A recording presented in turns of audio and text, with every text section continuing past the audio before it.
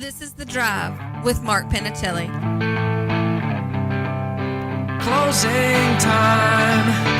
You don't have to go home, but you can't stay here.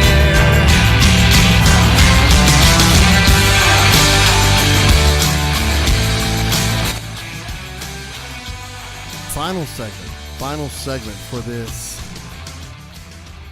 Wednesday. Is it Wednesday? It is Wednesday. I don't know what's going on over here. I don't know what's going on over here. Wednesday, yes. I was thinking about this yesterday that, you know, you and I, the two teams that you and I love the most, that not only that we love the most, but bring us the most heartache, the most pain, the most joy when they win. Mm-hmm. NC State football. For me. For you. Right.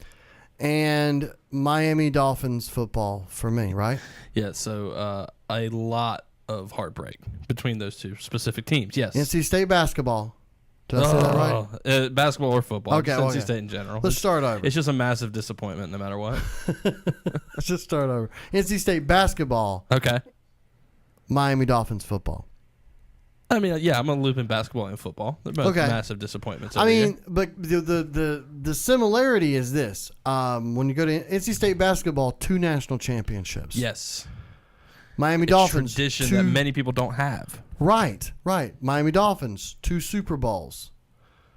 There are many teams that haven't even won a Super Bowl, period. There are many teams that haven't even played in a Super Bowl game. Right. Period. So, similar to NC State, been a long time since either one of them have won those championships. And it's been 74? Is that the last Dolphins Super Bowl? 74 was the last year that they won. And 83 was the last one for State. So we're looking at a 30-plus year drought for both of these teams. The one thing that I've had that's been a little bit better, I guess to some degree, is the Dolphins did play in a Super Bowl in my lifetime twice. I got to see them lose twice. Super Bowl 17 against the Redskins and Super Bowl 19 against the 49ers, the Marino, Montana game. So at least I got to see them make it to a Super Bowl. Right. Have you seen NC State get to a Final Four? I guess that would be the equivalent, right? Oh, no. State hasn't been to a Final Four since they won it all in 83. The last time they were in an Elite Eight was 1986. I have seen a handful of Sweet 16s, 2005, 2012, and 2015 most recently. Okay. But that's it. Sweet 16 is the most I've ever seen. Yes. And I've said, I've had a couple of playoff teams.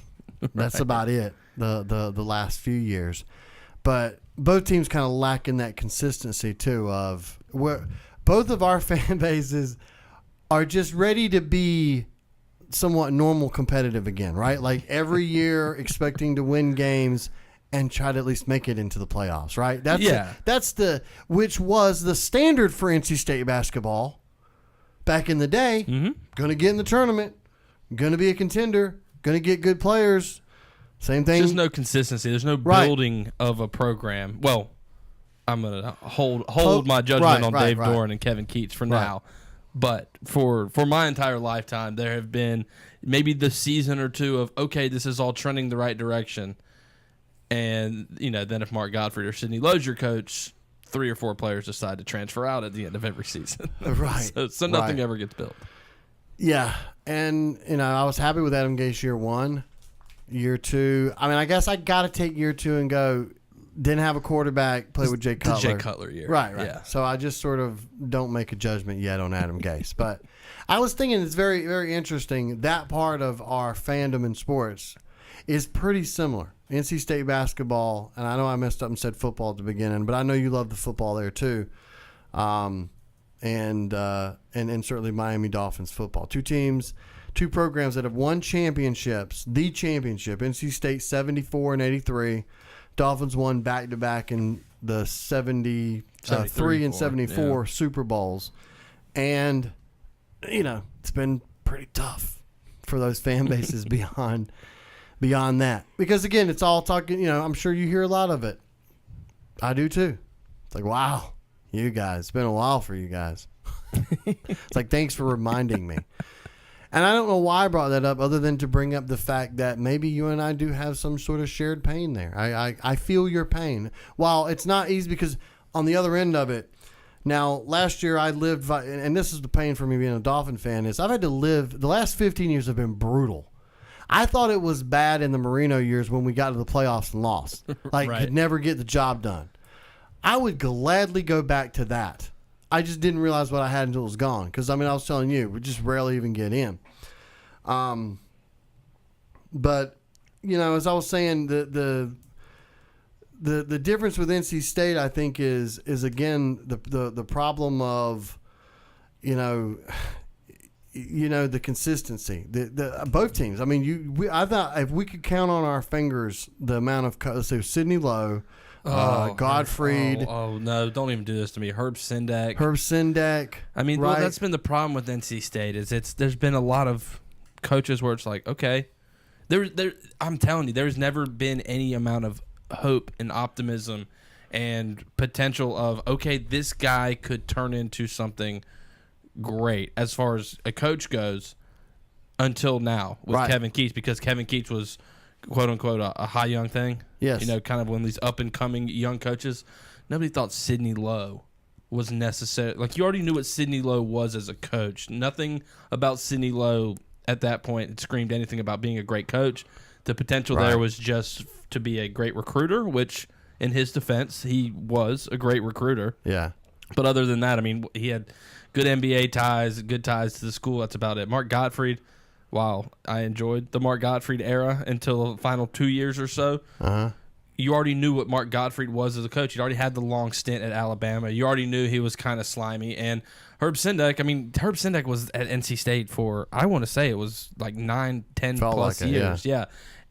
And there was never anything exciting. It was the same boring Princeton offense year in and year out. Exactly. A lot of just settling for mediocrity. Yeah. Which, if NC State fans, you will know and hate this name, Lee Fowler. Lee Fowler is the one that all NC State fans, I think, can point the finger at for the years of poor athletics between, you know, the early 1990s all the way through the 2010s and beyond, and before Debbie Yao took over. Debbie Yao is the one who sort of came in and shook things up and said, okay, well, this is a big-time state program. We don't necessarily have to settle for being, you know, second fiddle in basketball to Duke and Carolina, second fiddle to the SEC or the Florida States of the world in football. She was the one that said, we're not going to really accept boring mediocrity, which had seemed to become the norm for NC State athletics over the last 20, 30 years. Right. Yeah, I mean, from a Dolphin standpoint, all I can tell you is I've told you that, you know, it starts with ownership. I think your ownership has to be committed to winning a championship, and I think we've learned watching other organizations willing to get out of the way of other people who are better at their jobs than you might want to be. So, which, you know, I think that one of the biggest problems is New England really got it together. Yeah, that's the biggest problem. And that happened to be in your same division. And so it's hard when that's kind of the standard, that even when you were talking about with Sendek, when it feels like you're good but not great, right? The measuring stick in your same division is winning championships. So if it's not great, then usually we've abandoned ship and started over. And that's the most painful part. Like I said, and I'm sure you relate to it too. Yeah. There are times when you're done and you're fed up, but the painful process of knowing that, well, let's strip it down and start all over again.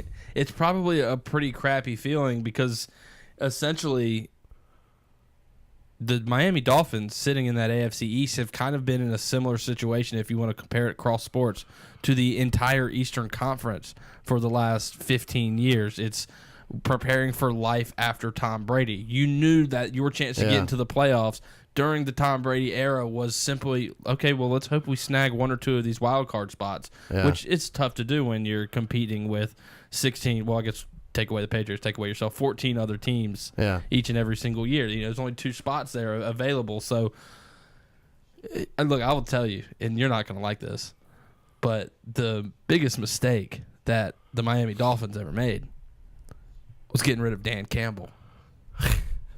Maybe. I Where's he at now? loved Miami Dolphins football when Dan Campbell was there.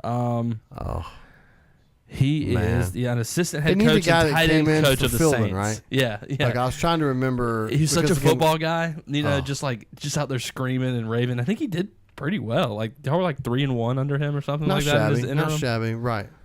But he Dan wasn't Campbell. polished enough, as they say. No, not at all. He's a meathead. Gosh, some of the Cam Cameron, Love Dan Campbell. Tony Sperano. Oh God, we've had Nick Saban, another great failure of Miami's. Nick Saban's the guy. Can I bring up Drew Brees? Does everybody hate when every time I bring that up? That Nick Saban was like, "No, Nick, Drew, we're good. I got good Dante Culpepper. We're gonna be fine." Well, I mean, Dante Culpepper. Turnover Factory, Dante Culpepper. Yeah, but he's still Dante Culpepper. And you didn't know Drew Brees was going to be Drew Brees. I don't know if anybody knew that Drew Brees was going to be. And I told you before, I don't know if the Miami thing didn't play into his whole, like, you know what? New Orleans is going to give me a shot. Now I'm going to really make everybody feel bad for not. Because, he got kicked out of San Diego. That was a pretty good deal with him and LaDainian Tomlinson because they drafted Phillip Rivers. He had the shoulder injury. So, nonetheless, Dante Culpepper. Oh, God, please don't bring that up again. It still was better than A.J. Feely or Jay Fiedler. Oh, Fiedler. I got such some a of those. jerk. Oh, man. All right. Do you want to do a walk down memory lane? No, I don't. Absolutely. Do Miami you want to Dolphins go walk down quarterbacks? like some NC State players? Oh, yeah. Farnell Dagan. Javi Gonzalez. Marcus Melvin. Just scrub. Scooter Sherrill. I used to love Scooter Sherrill. Sherrill. Scooter Sherrill's the OG. Brian Hartline. Do you realize that Brock Osweiler's on the Dolphins now? Why did I forget about that? Is there a chance that Brock Osweiler sees some time under center for you this season? If Ryan Tannehill gets hurt, yep. There's a really good chance. Hey, but actually don't worry about it because if the Brock Osweiler thing doesn't work out, you've got really a super reliable option. Pat Devlin? Even better. Bryce Petty.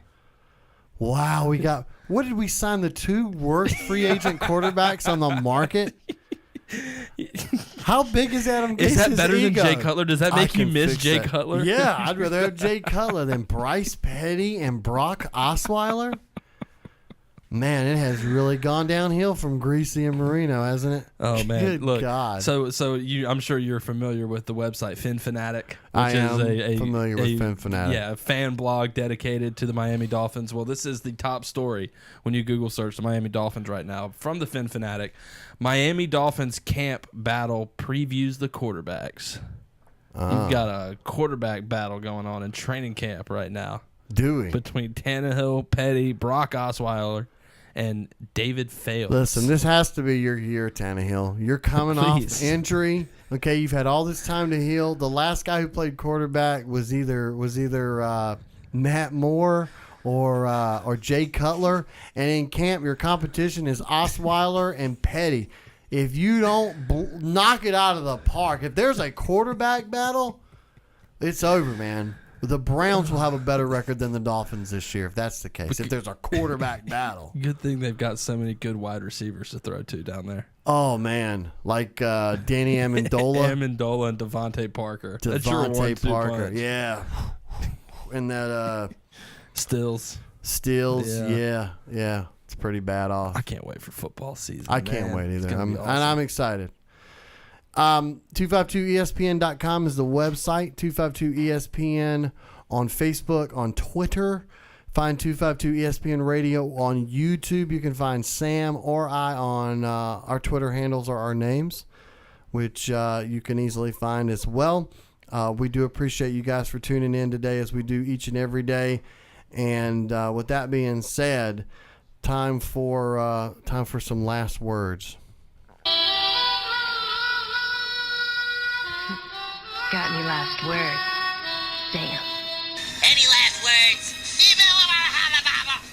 I'm sorry, what was that? Any last words? Say it! Say it! The last word today brought to you by Orange Crate and myorangecrate.com. That's exactly right. Look, what's for dinner tonight?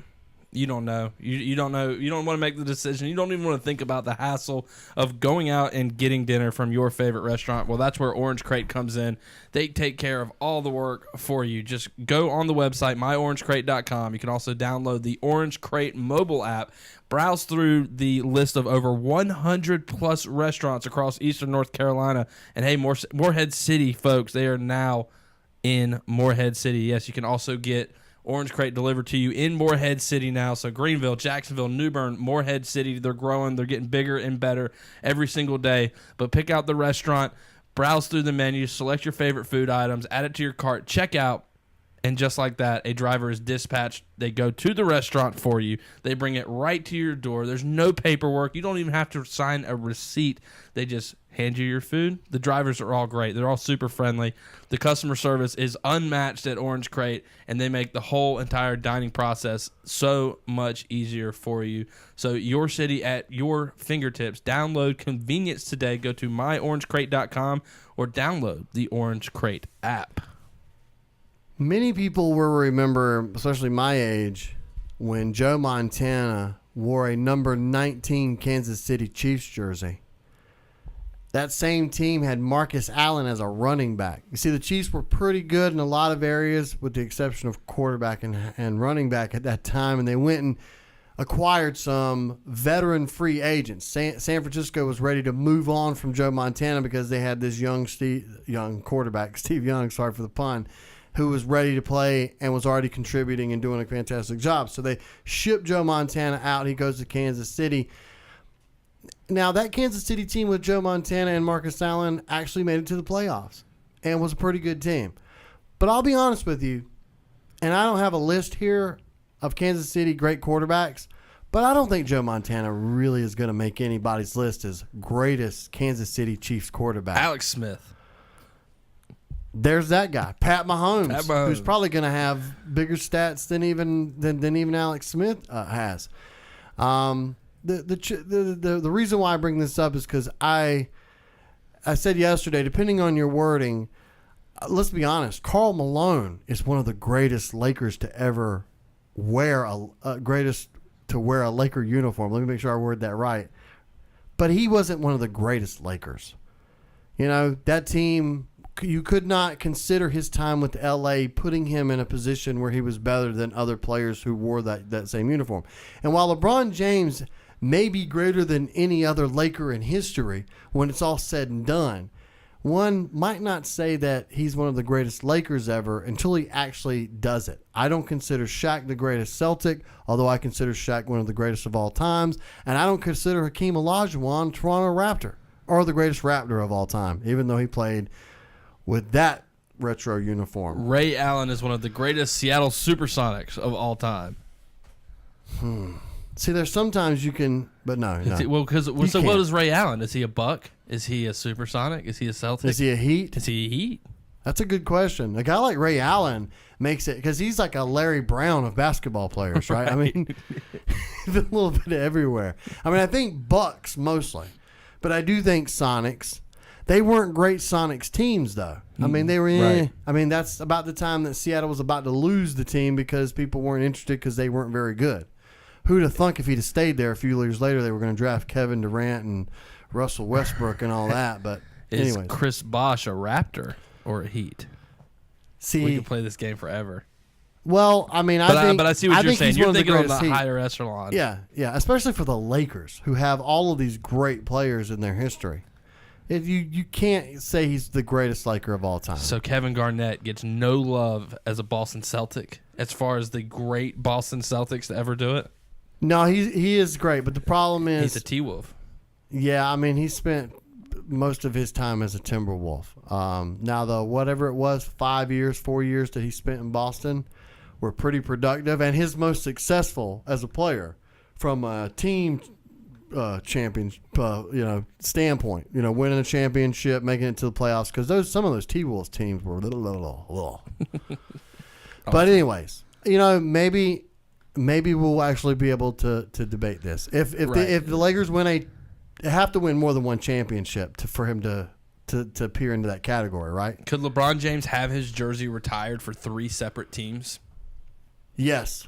think that's a legitimate possibility. How many? So I think we give it to him in Miami already. In Miami and Cleveland. Cleveland has to. Yeah, I think he's got to. So he has to. I would say. I think he's got to win. He's got to win two championships in Los Angeles in order to get his number retired. And they'll give him one. And then I think and that would be a pretty big wow. Jordan didn't get his number retired at 2 places or 3 places. That's right. Lord, was it 2? Did he get it retired as a Wizard? Michael Jordan, one of the greatest wizards of all time. The greatest wizard him of all and Chris Webber. The greatest wizard of all time. Let's get it straight.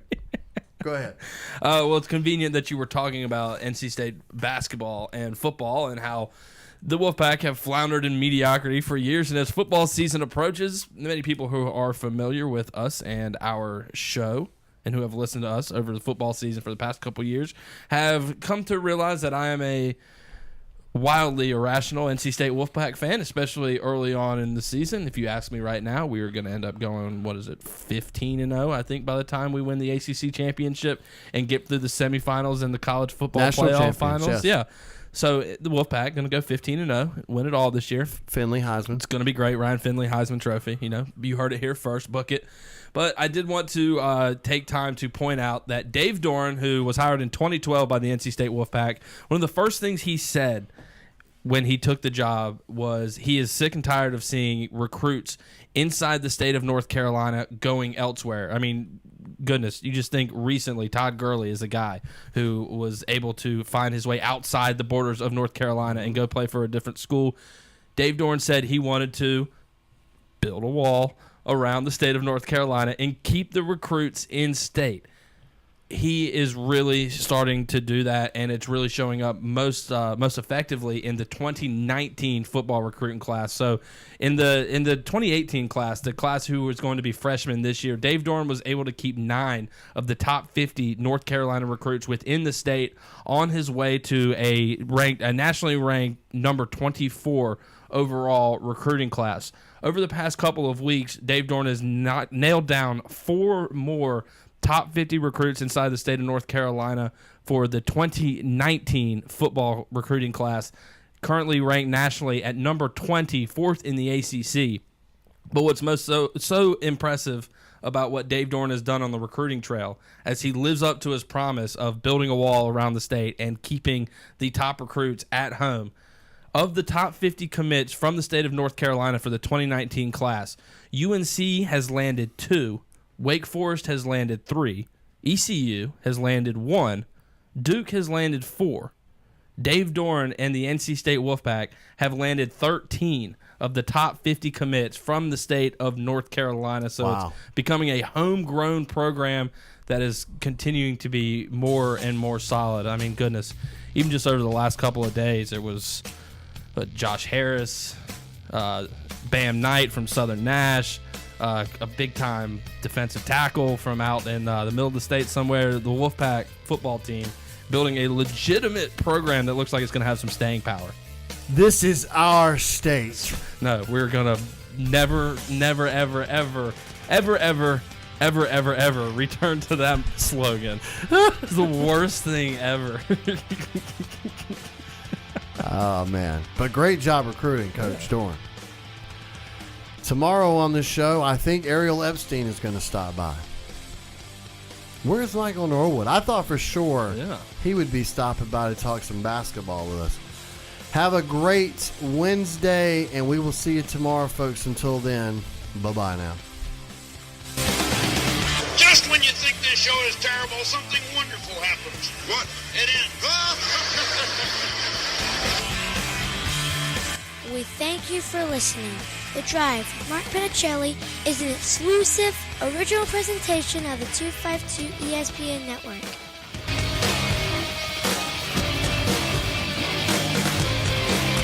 I would slam it in your face, buddy. I would slam it in your mama's face.